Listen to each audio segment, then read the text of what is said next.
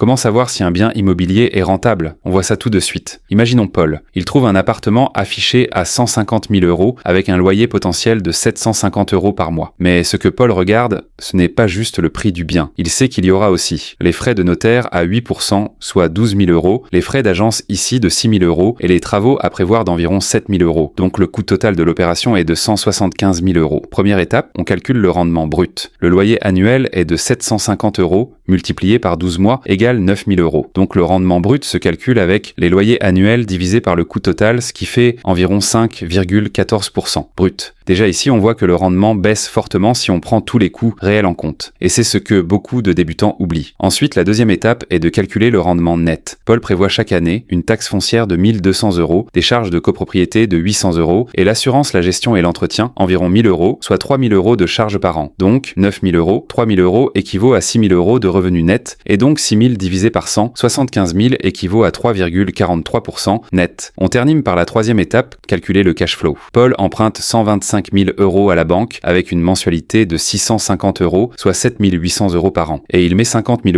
€ d'apport pour couvrir le reste. Il a donc un revenu de 9 000 € hors charge. Et si on calcule maintenant les charges plus, le crédit soit 3 000 plus 7 800 rend 10 800 €. Au résultat, on voit donc qu'il a un cash flow négatif de moins 800 € par an, soit moins 150 € par mois. En conclusion, ce bien a un bon prix au mètre carré, mais entre les frais d'achat, les travaux, les charges et le crédit, le cash flow est négatif. Moralité, un bien peut sembler rentable sur le papier, mais en réalité faire perdre de l'argent tous les mois. C'est pour ça qu'il faut tout calculer. Le rendement brut réel, le rendement net et le cash flow après crédit. Et si tu veux apprendre à faire ces calculs, à éviter les erreurs de débutants et à vraiment construire ton patrimoine, mon livre sur l'éducation financière est disponible dans ma bio. Abonne-toi pour plus de contenu concret comme celui-ci.